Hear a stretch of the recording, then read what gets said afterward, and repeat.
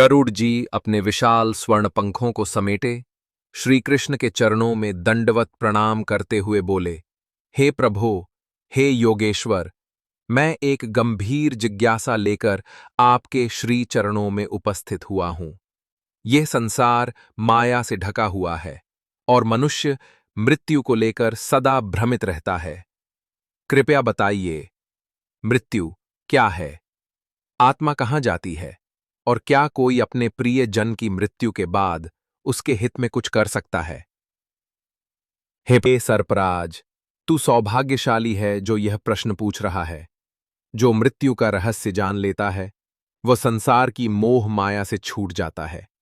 मृत्यु कोई अंत नहीं, वह तो एक द्वार है आत्मा के अगले गंतव्य की ओर। इस रहस्य को मैं आज तुझे विस्तार से समझाऊंगा। सुन, मैं तुझे एक राजा की कथा सुनाता हूं जिसके माध्यम से मैं तुझे मृत्यु और आत्मा की प्रारंभिक यात्रा की संपूर्ण प्रक्रिया समझाऊंगा। वैकुंठ से बहुत दूर मृत्युलोक में एक समय की बात है। धरती पर एक धर्मात्मा राजा राज्य करता था जिसका नाम था राजा वैराग्यसेन। उसने अपना जीवन धर्म, सत्य और न्याय में अर्पित किया था। परंतु जैसे ही उसकी उम्र ढलने लगी, शरीर दुर्बल हुआ और समय का चक्र उसे मृत्यु के द्वार तक ले आया। मृत्यु से एक दिन पूर्व राजा अपने महल में अपनी अंतिम सांसें गिन रहा था। द्वार पर वेदपाठी ब्राह्मण वेदों का उच्चारण कर रहे थे। पूरा महल गूंज रहा था ओम नमो भगवते वासुदेवाय के मंत्रों से। राजा ने अपनी आंखें खोली और धीमे स्वर में अपने पुत्र को बुलाकर कहा, वत्स, मृत्यु मेरे द्वार पर है। मैं चाहता हूं कि तुम मेरे जाने के पश्चात धर्मपूर्वक मेरे अंतिम संस्कार, श्राद्ध, पिंडदान आदि सब विधियों का पालन करना। तभी मेरी आत्मा को शांति मिलेगी। पुत्र ने अश्रुपूरित नेत्रों से वचन दिया। श्री कृष्ण बोले, हे गरुड़, जब मृत्यु का समय आता है तो शरीर के भीतर के 5 प्राण, प्राण, अपान, समान, उदान और व्यान क्रमशः कमजोर होने लगते हैं। जैसे दीपक बुझने से पहले एक बार तेज जलता है, वैसे ही मृत्यु से कुछ क्षण पूर्व मनुष्य की स्मृति तीव्र हो जाती है। वह अपने संपूर्ण जीवन की घटनाओं को पुनः देखने लगता है। ये सब उसकी आत्मा के सूक्ष्म दर्पण में प्रतिध्वनित होता है। उस रात जब सभी शांत थे, राजा वैराग्यसेन ने एक लंबी सांस ली और उनका शरीर स्थिर हो गया। किंतु उसी क्षण एक हल्की नीली आभा उनके हृदय से ऊपर उठी। वह उनकी आत्मा थी। एक दिव्य सूक्ष्म काया शरीर से अलग होकर धीरे धीरे ऊपर उठ रही थी। उसके चारों ओर एक हल्की ज्योति थी। वह आत्मा चारों ओर देख रही थी। उसे सब कुछ दिख रहा था, किंतु कोई उसे देख नहीं पा रहा था। गरुड़ ने पूछा, My lord, Prabhu, I have क्या a question आत्मा about उसी the क्षण mystery of what यमलोक की happens ओर चली after जाती death. है? श्री कृष्ण ने उत्तर दिया, नहीं गरुड़, मृत्यु के बाद आत्मा 13 से 16 दिनों तक पृथ्वीलोक पर ही भटकती है। वह अपने मोह, कर्म और संबंधों में उलझी रहती है। यह समय अत्यंत पीड़ादायक होता है यदि उसके परिजनों ने धर्म और विधि से कार्य न किया हो। पहले दिन आत्मा अपने ही घर में रहती है। वो देखती है उसका शरीर शैया पर पड़ा है, परिजन विलाप कर रहे हैं, कोई स्त्रियां रो रही हैं, कोई संपत्ति के बारे में बातें कर रहे हैं। आत्मा सुनती है, देखती है, पर बोल नहीं सकती। वो अपने ही वियोग में भटकी रहती है। उसे दुख इस बात का होता है कि लोग उसके जाने पर उतना नहीं दुखी जितना उसने कल्पना की थी। श्री कृष्ण बोले, जो व्यक्ति जीवन भर अपने अहंकार और पद की शान में मग्न रहता है, मृत्यु के बाद जब आत्मा ये सब देखती है, तब उसे ज्ञात होता है कि संसार में कोई भी स्थायी नहीं है। आत्मा को इन दिनों में गहन भूख और प्यास का अनुभव होता है, किंतु वह भौतिक भोजन नहीं खा सकती। उसे चाहिए श्राद्ध का पिंड, तिल, जल और मंत्रों से युक्त अन्न जो उसे आत्मिक तृप्ति प्रदान करे। यदि उसका पुत्र या कोई कुटुंब ये सब न करे तो आत्मा व्याकुल हो जाती है। गरुड़ बोले, हे प्रभु, क्या आत्मा को सचमुच भूख और प्यास लगती है? श्री कृष्ण बोले, हे गरुड़, आत्मा भौतिक शरीर से परे होती है, परंतु उसका सूक्ष्म शरीर जो मन, बुद्धि और अहंकार से बना है, उसी के माध्यम से वह भूख, प्यास, दुख और वेदना को अनुभव करता है। छठा दिन, यमदूतों की प्रथम झलक। छठे दिन आत्मा को पहली बार यमदूतों का दर्शन होता है।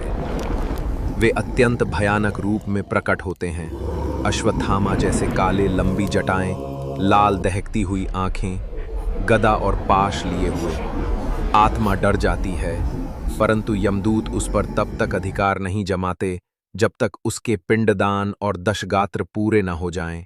यदि श्राद्ध चल रहा हो और धर्मपूर्वक ब्राह्मण भोजन पा रहे हों तो यमदूत दूरी बनाए रखते हैं, किंतु यदि विधि टाली गई हो तो वे धीरे धीरे आत्मा के समीप आ जाते हैं। इन दिनों में आत्मा को अपने कर्म स्वयं दिखने लगते हैं। उसने जीवन में क्या क्या किया, किसको धोखा दिया, किस पर क्रोध किया, किसका धन छीना, किसके आंसू बहाए, सब एक चलचित्र की भांति उसके समक्ष आता है। श्री कृष्ण बोले, हे गरुड़, यही वह समय होता है जब आत्मा को अपने पापों की झलक मिलती है। उसे प्रतीत होता है कि काश मैंने वह पाप न किया होता, काश मैंने उस ब्राह्मण का अपमान न किया होता, काश मैंने धर्म से विचलित न हुआ होता। यही ग्लानि आत्मा की सबसे बड़ी सजा होती है।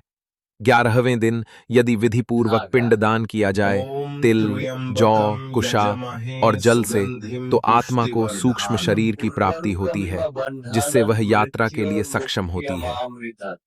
यह शरीर ज्योतिर्मय होता है, न बहुत भारी न बहुत हल्का। उसी से वह यमपथ की यात्रा शुरू कर सकती है। गरुड़ ने श्रद्धा से पूछा, हे प्रभु, क्या कोई मनुष्य अपने पूर्वजों के लिए अब भी पिंडदान कर सकता है यदि उसने पहले न किया हो? श्री कृष्ण बोले, बिल्कुल कर सकता है गरुड़। श्राद्ध कभी व्यर्थ नहीं जाता। जैसे एक दीपक अंधकार को हटा देता है, वैसे ही श्रद्धा से दिया गया अन्न, जल और मंत्र आत्मा की यात्रा को प्रकाशमय बना देता है। आत्मा अभी भी मोह में रहती है। वह अपने घर लौट आती है, देखती है कि लोग धीरे धीरे सामान्य जीवन में लौट रहे हैं। जो कल तक उसके वियोग में रो रहे थे, अब भोजन कर रहे हैं, हंस रहे हैं। आत्मा को यही सबसे अधिक पीड़ा होती है। श्री कृष्ण बोले, हे गरुड़, यही संसार की प्रकृति है। जो गया वह गया, केवल कर्म ही साथ चलता है। आत्मा को यह स्वीकार करना होता है कि अब उसका समय समाप्त हो गया है और उसे अगले पथ पर जाना है। श्री कृष्ण बोले, हे गरुड़, आत्मा जब 15वें दिन तक अपने मोह, बंधन और अपूर्ण कर्मों को देख लेती है, तब उसमें एक परिवर्तन आता है। यदि उसके पिंडदान और श्राद्ध उचित रूप से किए गए हों, तो वह अब शांति के साथ अगली यात्रा को स्वीकार करने को तैयार हो जाती है। यह वह समय होता है जब आत्मा को सूक्ष्म देह पूर्ण रूप से प्राप्त हो चुकी होती है।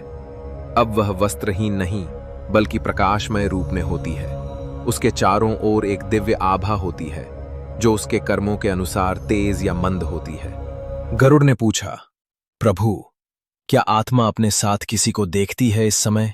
श्री कृष्ण बोले, हाँ गरुड़, अब 2 यमदूत पुनः उसके समक्ष प्रकट होते हैं, परंतु इस बार वे केवल रक्षक हैं, दंडाधिकारी नहीं। यदि आत्मा धार्मिक रही हो तो यमदूत उसे सम्मान के साथ साथ ले जाते हैं, पर यदि वह पापात्मा रही हो तो वही यमदूत अब उसे खींचते हुए ले जाते हैं। यह दृश्य अत्यंत करुणामय होता है। अब आत्मा और यमदूत यमपथ की यात्रा आरंभ करते हैं। यह मार्ग पृथ्वी से अलग है, एक सूक्ष्म मार्ग जो सूर्य के दक्षिणायण होते ही सक्रिय होता है।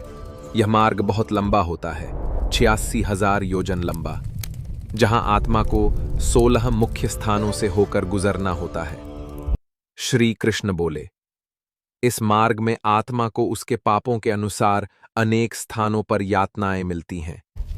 गर्म जल, कांटों भरी भूमि, अग्नि की लपटों से भरे जंगल, रक्त की नदियां, जहां जीव चिल्लाते हैं। परंतु यदि आत्मा ने पुण्य किया हो तो यह मार्ग पुष्पमय और सुगंधित होता है, जहां देवदूत मार्गदर्शन करते हैं। गरुड़ ने भयभीत होकर पूछा, हे प्रभु, क्या नरक सच में इतना भयानक होता है? श्री कृष्ण बोले, हाँ गरुड़, और ये सब उस आत्मा के सूक्ष्म अनुभव में होता है। वो जलती हुई अग्नि में गिरती है, कभी लोहे की शैया पर झुलसती है, कभी जलते तेल से भरे कढ़ा में गिरती है, कभी कांटों पर चलती है, और ये सभी पीड़ाएं आत्मा की सूक्ष्म देह को भोगनी होती हैं। परंतु हे गरुड़, जो पुण्यात्मा होते हैं, उन्हें स्वर्ग की दिव्य भूमियां मिलती हैं। वहां न अपमान होता है, न भूख, न प्यास। वहां नदियां अमृत से भरी होती हैं, वृक्ष कल्प वृक्ष होते हैं और वातावरण में सदैव वेदाध्वनि गूंजती है। यह सब सुनकर गरुड़ की आंखों में आंसू भर आए। उन्होंने सिर झुकाया और कहा, हे प्रभो, आपने मेरी आंखें खोल दी। आज से मैं भी न केवल मोक्ष की आकांक्षा रखूंगा, बल्कि संसार के प्राणियों को भी यह ज्ञान दूंगा। श्री कृष्ण ने गरुड़ के सिर पर हाथ रखकर कहा, हे गरुड़, यही सत्य है। जो मृत्यु के रहस्य को जान लेता है, वही जीवन के अर्थ को भी समझ पाता है। तो मित्रों, मृत्यु अंत नहीं, एक नई यात्रा की शुरुआत है, और ये यात्रा अभी पूरी नहीं हुई। अगले भाग में जानिए आत्मा कैसे यमलोक में निर्णय पाती है। पुनर्जन्म या मोक्ष पार्ट 2 जल्द आ रहा है, उसे मिस न करें। चैनल को सब्सक्राइब करें और घंटियार जरूर दबाएं। आपने क्या सीखा इस कथा से? नीचे कमेंट करके बताएं और जय श्री हरि लिखकर अपनी श्रद्धा प्रकट करें। अगर आप चाहते हैं कि आपकी आने वाली पीढ़ी भी यह ज्ञान जाने, तो इस वीडियो को परिवार और मित्रों में जरूर साझा करें।